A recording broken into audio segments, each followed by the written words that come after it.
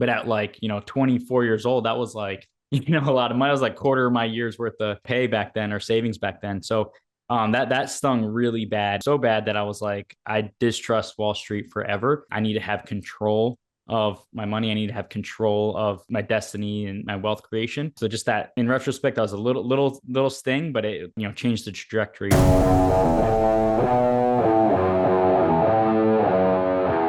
Welcome to the Real Freedom Show, where we inspire you to pursue your passion to gain time and financial freedom through opportunities in real estate. I'm your host, Mike Swenson. Let's get some real freedom together.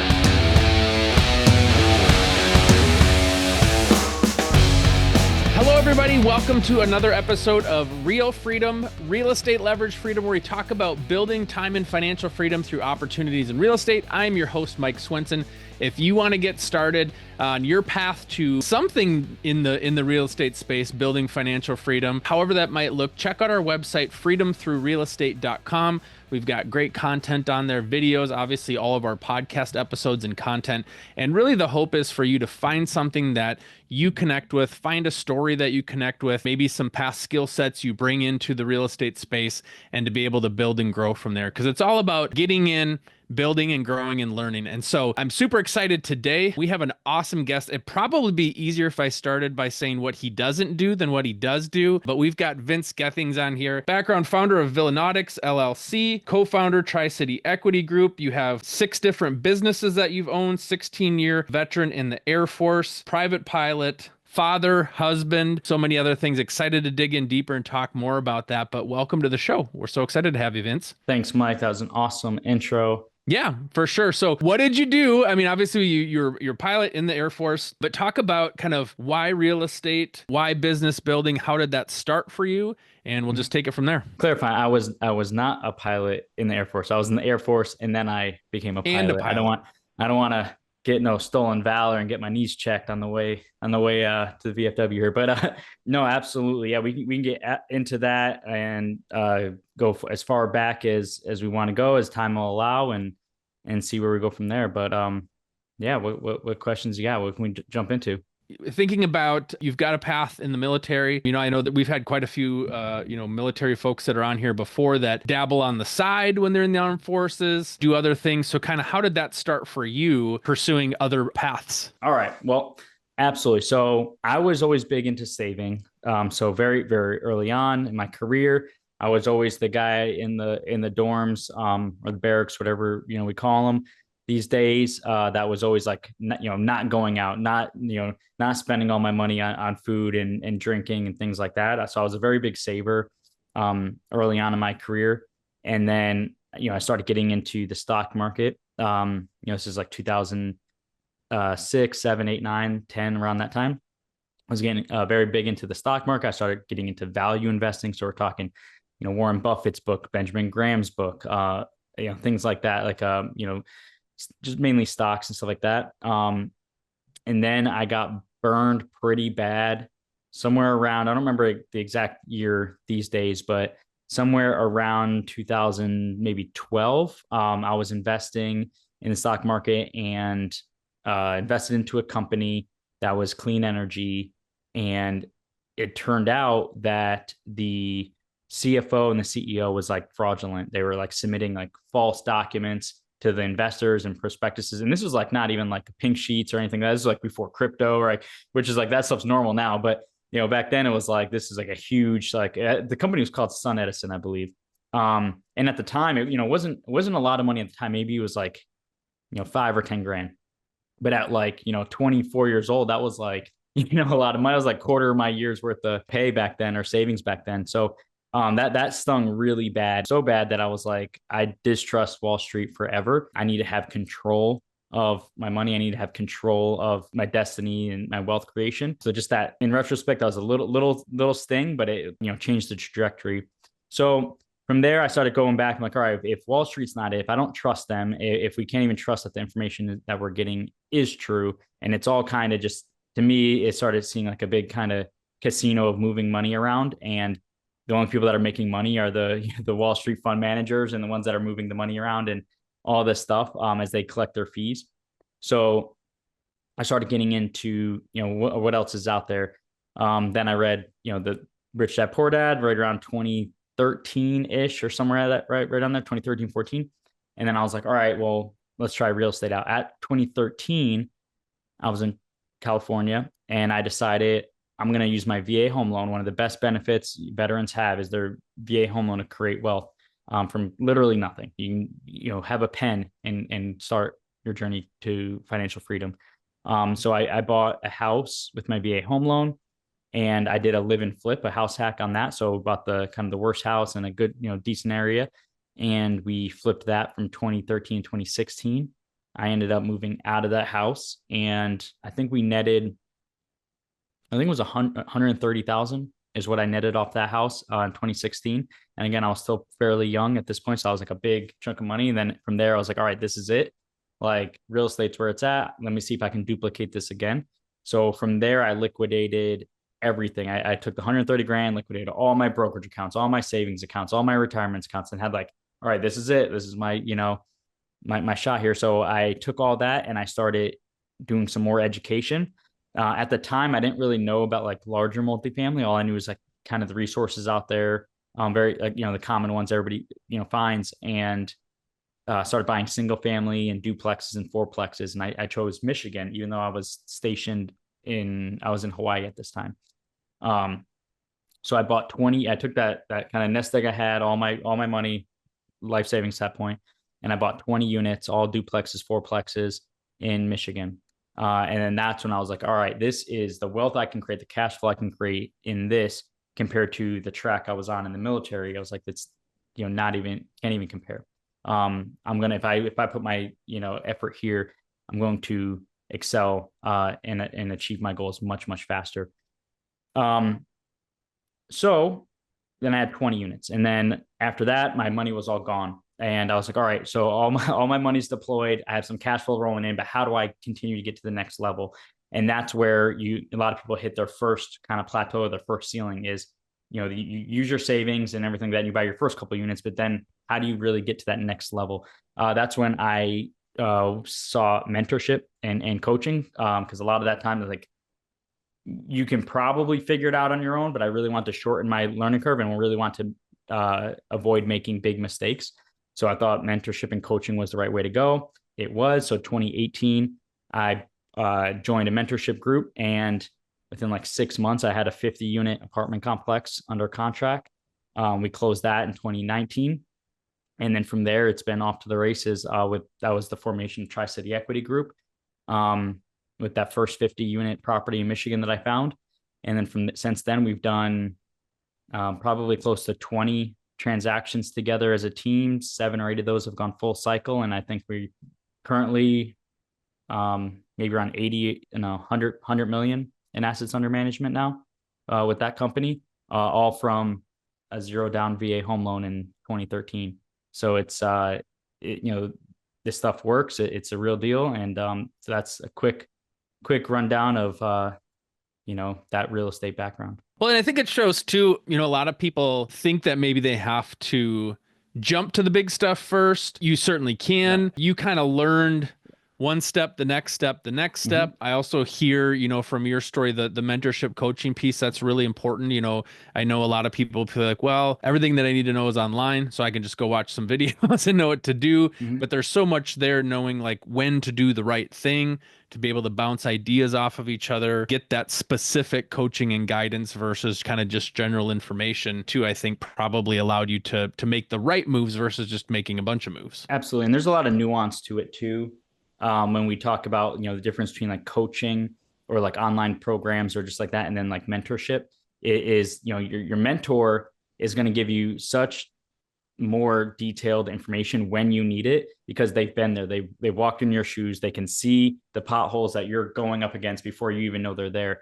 Where coaching is useful. You have the curriculum, you have your videos, you have your, workbooks and stuff like that. So when I think of coaching is you buy a program. And yes, it's going to get you the information, a lot of the tools, but it's not going to have that like nuance of experience that mentorship has. So I thought that was very important, distinction there, and jumping into a program like that. And I definitely agree that there is a lot of people that want to jump in and go straight to the big things like, oh, I'm going to, haven't done real estate, or I did a house flip and now I want to go syndicate a 100-unit property. That's like the hot thing or whatever. And it's like, I definitely discourage that for several reasons. One, there's so many moving parts on the bigger properties. As yes, you can make a lot of money, but there's also a lot of risk in that as well. So I normally, we'll tell people like, hey, if you're not sure about this, go buy a 5-unit, go buy a 10-unit, see how this business works. Sit in all the different seats that it takes to run a multifamily property, and because a lot of things are going to come out of that. One is you're gonna learn the entire life cycle of a deal, because you're going to have to do everything, and you're going to really just understand how multifamily works. It's not going to be that much different from a 5 or 10 unit than a 50, 100 unit. It's all the same things. It's a commercial real estate property. The benefit of starting a small property first is that downside risk. If you mess up on a 10-unit property and something bad happens, yeah, it might sting a little, but you're going to live to fight another day. You mess up on a 100-unit property, like you're probably going bankrupt. Like it's going to be catastrophic, hundreds of thousands, potentially millions of dollars mistakes. So you really don't want to mess up on the bigger property. Start small, really understand the business, figure out what you're good at, figure out what you're not good at, figure out what you actually like doing, and figure out what you don't like doing. And then on the next property, I'm not saying sit there. Don't sit and just sit at a 5-unit or 10-unit for 5-10 years. Go do one. And then, maybe 6 months later, a year later, you might have a better understanding of the business and understanding what kind of role you want to fit in a team. And then you can scale to the next one and have a better team put together, the better pieces of the puzzle put together. And then you can scale from there. I like that version a lot better to grow in, nice and safe way. Now talk a little bit about Michigan. Why Michigan, or kind of what criteria did you have in mind when selecting where you're finding deals? Oh, great idea. And it has changed drastically since then. So this is how I thought about it.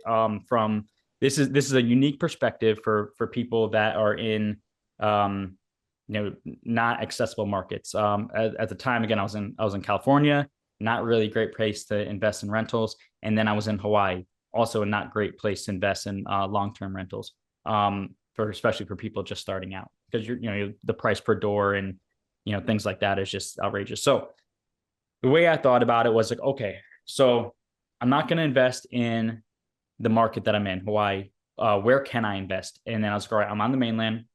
That's what we call it when we're in Hawaii. It's the mainland, right? So I'm on the mainland. Where can I invest? What areas do I have a competitive advantage in?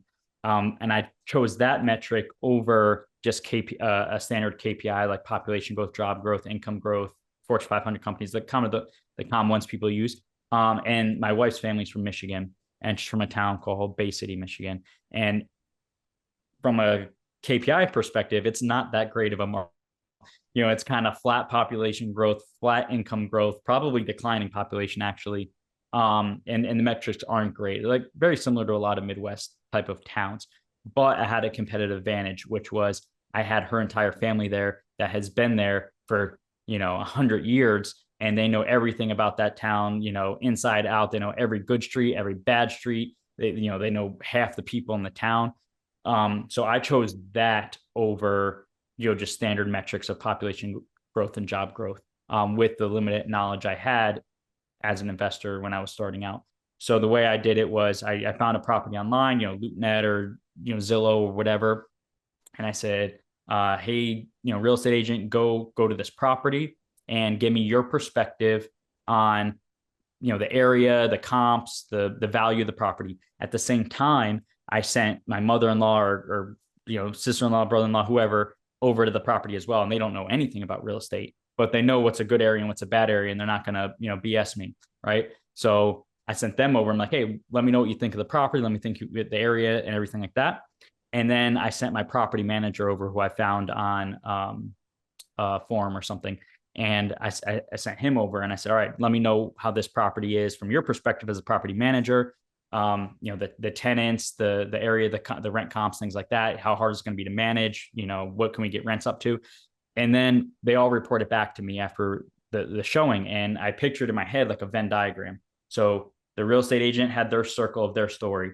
My mother-in-law or whoever had their circle of their story. And then the property manager had their circle and their story. So all three of them giving me their perspective of what they thought of the property, the area, whatever. And then in the middle is, the true story, like the true picture of this property. And I was comfortable enough using that type of kind of analysis that I bought my first 20 units without ever seeing them. I never saw, I bought and sold most of these properties without ever seeing them in person. Because I was just confident in that type of analysis that I did. And yeah, so that was my competitive analysis of how I picked mid-Michigan for my first market of how I got started. Well, I think it's great because, like you said, with the three different stories, the three different perspectives, very helpful. You've got boots on the ground. Also, you have family there. So in a pinch, hey, I need somebody to go there to help me out or to get eyes on it or whatever. May or may not have used that, but at least I guess in the planning stage or the picking of property stages you did. But I think that's the thing for people too, is you got to start somewhere, you got to pick something. And so pick with what you know, right? Yeah, you didn't necessarily know it firsthand, but you had people that did know it. And so that's going to teach you kind of that first round of lessons that you can then grow and scale off of. So talk a little bit then as you continue to grow and scale, maybe how those location parameters, changed. Absolutely. I definitely want to double down on what you said, pick what you know. I see a lot of people, especially going through like my program, stuff like that, where it's like, they see online or see on social media, or they see an article and they're like in, Phoenix or something like that. And they're like, oh, I hear North Carolina is an awesome market. Or they're in Tampa and they're like, oh, I hear, Scottsdale is or whatever, Phoenix is an awesome market, or Scottsdale or whatever. And I'm like you're in an awesome market. Like, just stay in your backyard. Like, they keep thinking the grass is greener and they have to go jump on these, on all these other markets because of, newsletters or articles or social media or something like that. But I think even, always start in your backyard first, draw a radius, maybe 1 or 2 hours around your house, and then fully exhaust that circle before you even think about getting on a plane. Because it's way more inconvenient than you could think about. And I've owned properties, and we can get to that in a second. I've owned properties in, half a dozen states. And when the property is inconvenient to get to, I always had reasons why I didn't want to go visit that property. And you don't want to do that. So, all right. So where I went from there. So as my investment, so I got the real estate bug, joined my mentorship, started getting into the larger multifamily. And then I would decided to move back to the mainland around this time. So one of the mistakes we made was kind of what I was alluding to just then, is I was like, all right, let's go wide. If I have to get on a plane, I might as well just go to all the markets. And so we ended up finding ourselves growing very wide. We cast a wide net, and that helped with deal flow. And that's a mistake a lot of people make, is they want deal flow. So they'll look at properties in North Carolina and Florida, and then they'll go to Huntsville, Alabama, or Dallas, Texas, or whatever. And then they start looking everywhere. And then they end up scaling really quickly. And that's what happened to us, is we scaled really quickly up hundreds and hundreds of units. But then what happens is you become your own bottleneck. And that's what happened to me, is we scaled fast, we went wide, and then we became our own bottleneck because I have to fly to all these locations, 5 different property managers I needed to manage. That's all these contractors I needed to manage. So we scaled fast, and then we decided that we wanted to, right around 2022, that we needed to narrow this up. And if we want further past this kind of constraint that we were in, we needed to go a mile deep. So we picked one market, and we became, absolute experts in that market. And now we're in the process of selling our last couple of properties here. So that is kind of how one of the mistakes we made when we scaled. And it's a very common one I see, and I try to caution people against that, is going a mile wide versus a mile deep. Start in your backyard first. And if you fully have exhausted your backyard and there's no chance you're going to find anything, just pick 1 or 2 markets that are good and invest in those. Yeah. And I think too, the importance of having good property managers that you know, like, and trust, and you can feel comfortable and not lose sleep at night wondering what's happening. And so, yeah, just fewer relationships to manage and building good trust with those folks too, for sure. Are you looking to get started or scale in real estate investing, but don't know your next step? Are you overwhelmed thinking about finding deals, analyzing deals, doing due diligence, and managing properties on top of it? Go ahead and push the easy button and invest with us. Real estate investing is what we do full time. We've done dozens of deals with hundreds of doors. We have the knowledge and experience to handpick the best deals that most investors can't find. We've got large off-market deals all the time where you can hopefully find returns and economies of scale that you just can't find on your own. The best thing is it's 100% passive to you for less capital than you put down trying to acquire a property on your own. Don't let this year go by where you don't make the leap, add to your portfolio, or you just sit in analysis by paralysis. To find out more, visit freedomthroughrealestate.com and click on invest. You can book a call and learn more there.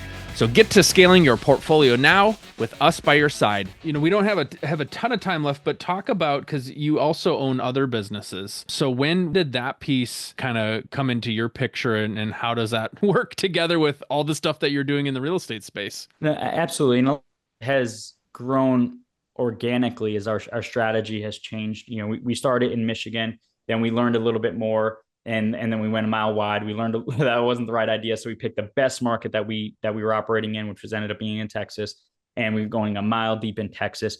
And then now our strategy is to, and I'm sure you've heard this before, is the conveyor belt. All right, so we have this 5-year long conveyor belt that our goal is now to be absolute experts at this market. We're vertically integrated, means we have our own property management company, and that comes with scale. It's not something you want to start off the gate and just say, all right, I'm going to be vertically integrated. Just add that on later, when you have scale. So we're vertically integrated, and our goal is to every 90 days, 120 days, something like that, is to put an asset on our conveyor belt, fill it up for a 5-year long, timeline, and then have those capital events, either sale or refinance, and just keep doubling our money every 3 to 5 years. That's our real estate, at a very high level, that's our real estate strategy. Where the businesses come into this is I have a partner that came on, we partnered up in 2020, and he was in franchises and he was scaling franchises and things like that. And that really piqued my interest because of the amount of cash flow that those can throw out when you get it right. So now, since we've been teamed up for the last 5 years now, I've since bought several companies, and he has his companies, and we're continuing to acquire companies. And where our strategy is at now, that this next level that we're at, is we buy these cash flowing businesses that kick out a surplus amount of cash flow, and we use that and we kind of supercharge that conveyor belt system, because now we're putting more money down on our real estate, and we can have more bigger buy boxes. Right before we were going after $5-10 million properties, now we're going after $20 to $30 million properties, because we can put down more capital onto our deals, and we're doing so in a safer way, because with that excess cash flow and our investors with putting money down with us, we can do lower leverage debt. So we're doing lower leverage, long-term fixed rate debt, and getting really good debt in place, because we get a lot of cash flow from the real estate or from the businesses. We can buy down the debt on the real estate and just have it really good, long-term safe portfolio. And that's while still getting a lot of cash flow, because the businesses are, kicking it out. So that is our strategy now. And that's how this is. We really like the cash flow that those kick out. And it's actually building our portfolio of real estate better, because we can go after higher quality assets, bigger purchase price, and lower risk debt. Now, how does that work, for somebody? So obviously, kind of the disclaimer here, like, you've done a lot and grown a lot, so you don't have to try to chase all these shiny objects. But for somebody thinking like, okay, you're doing real estate really well. Now you're doing business ownership. Like, how do you feel like sometimes dividing yourself or your attention versus doubling down on what you're doing well? Like, kind of talk about that piece, like how you were able to still buy and grow businesses well, while also doing real estate well at the same time, and not feel like your attention is just getting fractured. But my attention's fractured. Like, I'm not some superhuman or anything like that. So if I were to, give some advice based off of my experience, and not just throwing out advice, is my experience is that a lot of people, especially now, as like kind of that attention herd is going toward like buying businesses. I was doing businesses before that. I would say that the risk and stress level of buying a business is way higher, and running a business is way higher. You have way more employees, way more liabilities, things to think about. So I don't want to sugarcoat. There's a lot of people out there sugarcoating this. So like, oh, just go buy mom and pop businesses because the silver wave and all this stuff. Like, yes, it's true. Yes, it's there, but it is way more work required and way riskier than any piece of real estate. So I don't want to sugarcoat that and say, this is the next big thing. if somebody was going to get started, I would still stick to my original kind of thesis of like, hey, go find a 5 or 10 unit, or maybe you can go up a little bit, maybe go to 15 to a 20 unit, jump in, buy something like that, learn the multifamily business, because even though I am doing all these other things, multifamily is the foundation of my company. It's the foundation of my family wealth. That's where all my excess goes to. That is for my family and the creation of my generational wealth. And it is what's providing me financial freedom, is the multifamily. So learning that business first and doing it probably on a small scale, some property that you can get in, pieces of real estate works, figure out how you like to interact with it.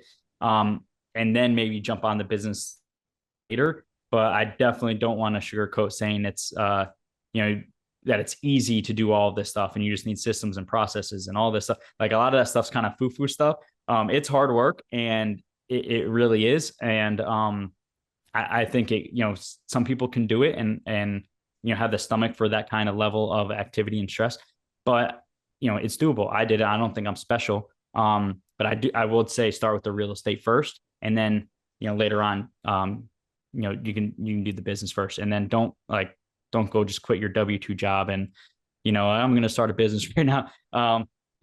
Figure out the real estate piece first, and then maybe you can add that on later. And to clarify, so the businesses that you have, were these already established businesses with some sort of general manager, leadership, ownership in place, where you're kind of coming in and providing leadership guidance versus taking on day-to-day type stuff? Or maybe talk about that too. Absolutely. So the area that I focus on is home service companies.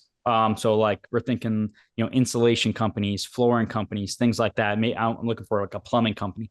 Those are the ones that I like. I understand kind of those businesses inside and out. And my business plan is and I've done both. I've bought a franchise. I've started a franchise from the ground up. I've acquired another franchise, and then I've also acquired the mom and pop, the mom and pop that's looking to retire after 50 years, whatever.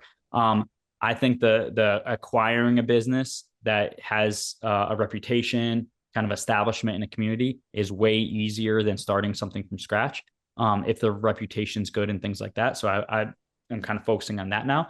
And the normal structure I have is home service companies, generally making $1 million to $2 million a year is kind of where I'm at right now, and maybe that'll scale in the future. But that's where I'm at. It's where I'm comfortable at, because the downside risk is not a whole lot on those companies. And I look to place a general manager right away. Usually somebody that's in the business, that has been in the business for a long time. And, and then they would come with a couple of salespeople, a couple of installers, things like that. Just your typical W-2 and 1099 employees, or 1099 contractors and W-2 employees that come with those types of businesses. And I'm at a point now where it's like I have the back office kind of set and structured. Like we're talking lead marketing, bookkeeping, things like that. So every time I add a new company, I benefit from economies of scale, because I don't have to set up a whole new marketing team. I don't have to set up a whole new back office team. They just kind of absorb it. So I'm actually hitting a pretty good pace right now with the efficiencies of the back office.